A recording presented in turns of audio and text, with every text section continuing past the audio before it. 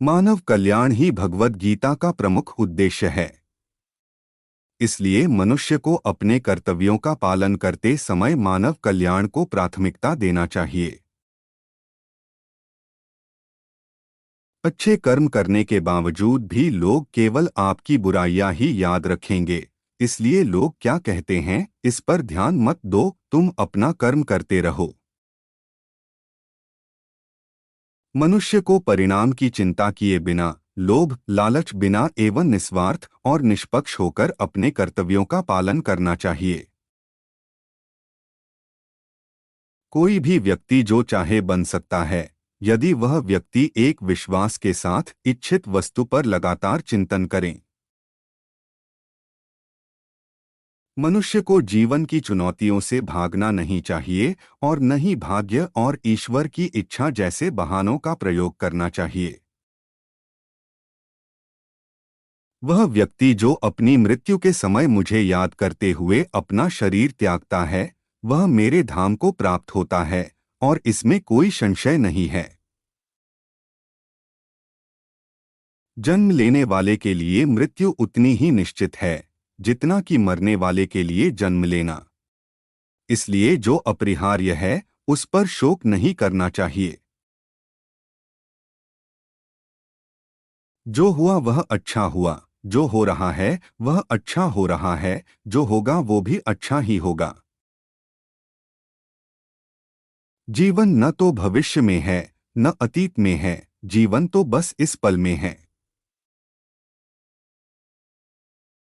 इतिहास कहता है कि कल सुख था, विज्ञान कहता है कि कल सुख होगा, लेकिन धर्म कहता है कि अगर मन सच्चा और दिल अच्छा हो तो हर रोज सुख होगा। हे अर्जुन, जो कोई भी व्यक्ति जिस किसी भी देवता की पूजा विश्वास के साथ करने की इच्छा रखता है, मैं उस व्यक्ति का विश्वास उसी देवता में दृढ़ कर देता हूँ। अपने आप को ईश्वर के प्रति समर्पित कर दो, यही सबसे बड़ा सहारा है। जो कोई भी इस सहारे को पहचान गया है, वह डर, चिंता और दुखों से आजाद रहता है। जो लोग भक्ति में श्रद्धा नहीं रखते, वे मुझे पा नहीं सकते। अतः वे इस दुनिया में जन्म मृत्यु के रास्ते पर वापस आते रहते हैं।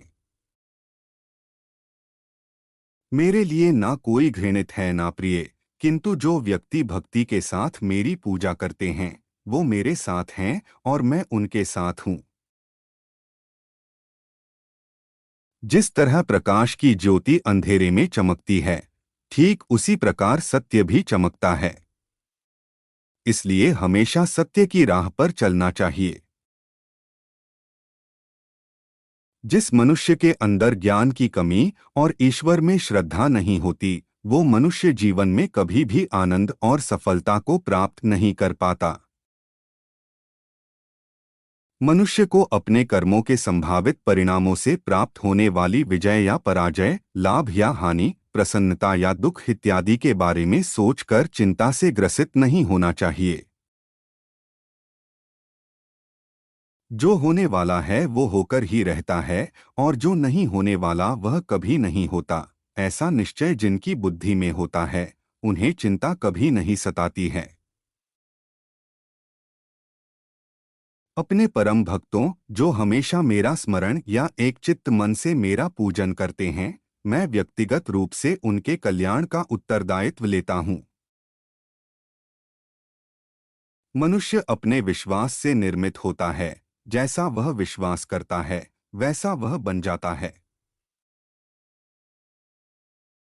फल की अभिलाषा छोड़कर कर्म करने वाला पुरुष ही अपने जीवन को सफल बनाता है। मेरा तेरा, छोटा बड़ा, अपना पराया, मन से मिटा दो, फिर सब तुम्हारा है और तुम सबके हो। सदैव संदेह करने वाले व्यक्ति के लिए प्रसन्नता न इस लोक में है और न ही परलोक में। जो लोग मन को नियंत्रित नहीं करते हैं, उनके लिए वह शत्रु के समान काम करता है। नरक के 3 द्वार होते हैं, वासना, क्रोध और लालच। परमात्मा को प्राप्ति के इच्छुक ब्रह्मचर्य का पालन करते हैं।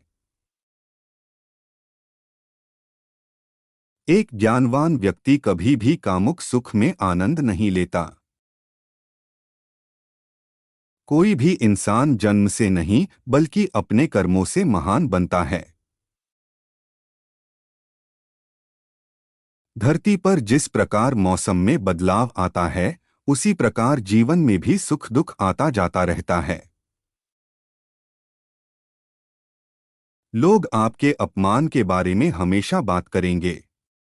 सम्मानित व्यक्ति के लिए अपमान मृत्यु से भी बदतर है। आत्मज्ञान की तलवार से अपने हृदय से अज्ञान के संदेह को काटकर अलग कर दो। उठो, अनुशासित रहो। सफलता जिस ताले में बंद रहती है, वह दो चाबियों से खुलती है, एक कठिन परिश्रम और दूसरा दृढ़ संकल्प। मैं भूतकाल, वर्तमान और भविष्य काल के सभी जीवों को जानता हूँ, लेकिन वास्तविकता में मुझे कोई नहीं जानता है। हे अर्जुन, हम दोनों ने कई जन्म लिए हैं, मुझे याद है, लेकिन तुम्हें नहीं। जो दान कर्तव्य समझकर बिना किसी संकोच के किसी जरूरतमंद व्यक्ति को दिया जाए, वह सात्विक माना जाता है। जो पुरुष सुख तथा दुख में विचलित नहीं होता और इन दोनों में संभाव रहता है, वह निश्चित रूप से मुक्ति के योग्य है। कर्म वह फसल है जिसे इंसान को हर हाल में काटना ही पड़ता है, इसलिए हमेशा अच्छे बीज बोए ताकि फसल अच्छी हो। जिसने मन को जीत लिया है, उसने पहले ही परमात्मा को प्राप्त कर लिया है, क्योंकि उसने शांति प्राप्त कर ली है। ऐसे मनुष्य के लिए सुख दुख, सर्दी गर्मी और मान अपमान एक से है।